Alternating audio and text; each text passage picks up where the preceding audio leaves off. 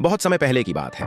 हिमालय की तलहटी में बसे एक छोटे लेकिन समृद्ध राज्य सूर्यगढ़ पर राजा वीरेंद्र का शासन था। राजा वीरेंद्र अपने साहस, बुद्धिमत्ता और न्यायप्रियता के लिए प्रसिद्ध थे। उनके राज्य में प्रजा सुखी थी और दूर दूर से लोग उनके शासन की प्रशंसा करते थे। लेकिन एक बात जो हर किसी को रहस्यमय लगती थी, वह थी राज्य के उत्तर में स्थित एक विशाल किला। इस किले को कालकोट किला कहा जाता था। रहस्यमयी किले की कहानी कहा जाता था कि इस किले में कोई नहीं रहता था, लेकिन रात होते ही वहां से अजीब अजीब सी आवाजें आती, जैसे किसी के चीखने, रोने और हंसने की। कोई भी व्यक्ति जो उस किले के पास गया कभी वापस नहीं लौटा। प्रजा इसे अभिशप्त मानती थी। राजा वीरेंद्र ने कई बार इस किले के रहस्य को सुलझाने की कोशिश की, लेकिन उनके मंत्रियों और दरबारियों ने उन्हें ऐसा न करने की सलाह दी।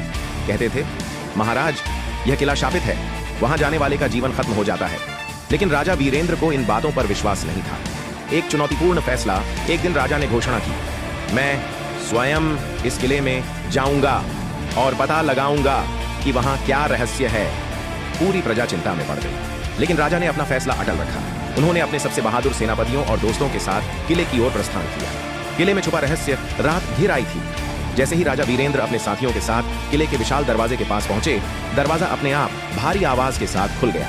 सभी लोग चौंक गए, लेकिन राजा वीरेंद्र ने हिम्मत नहीं हारी। वे धीरे धीरे अंदर बढ़ने लगे। किले के अंदर घना अंधेरा था और ठंडी हवाएं चल रही थीं। वे जैसे ही अंदर पहुंचे, उन्हें दीवारों पर अजीब सी चित्रकला दिखाई दी। इन चित्रों में युद्ध, खून खराबा और किसी रहस्यमयी योद्धा की छवि बनी हुई थी।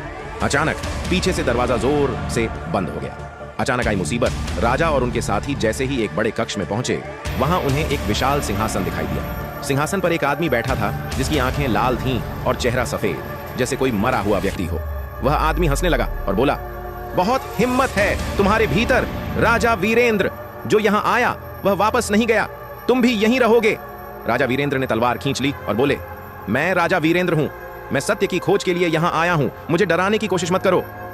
उस आदमी ने एक जोरदार ठहाका लगाया और बोला, तुम्हें नहीं पता कि यह किला क्यों शापित है। सैकड़ों साल पहले मैं भी एक राजा था, राजा अंधक।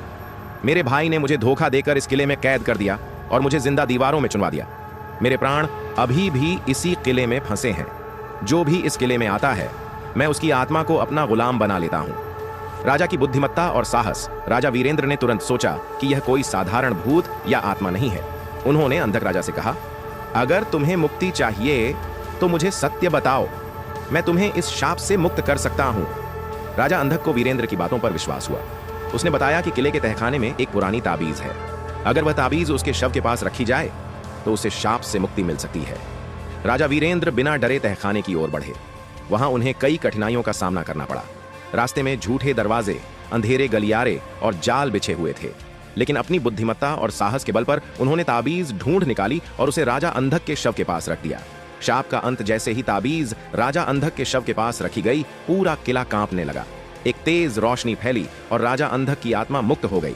उसने राजा वीरेंद्र का धन्यवाद किया और कहा, तुमने मुझे शाप से मुक्त किया है। अब यह किला तुम्हारे राज्य की शक्ति बन जाएगा। यहां से अब कोई डर नहीं, बल्कि समृद्धि और शांति निकलेगी। अंत में विजय राजा वीरेंद्र और उनके साथी किले से सुरक्षित बाहर निकल आए। अगले दिन उन्होंने पूरी प्रजा को किले का रहस्य बताया। किला अब सुरक्षित था और वहां से अद्भुत खजाना भी मिला, जिससे राज्य और अधिक समृद्ध हो गया। इस तरह राजा वीरेंद्र ने न केवल किले के रहस्य को सुलझाया, बल्कि अपनी बहादुरी और बुद्धिमत्ता से इतिहास में अमर हो गए।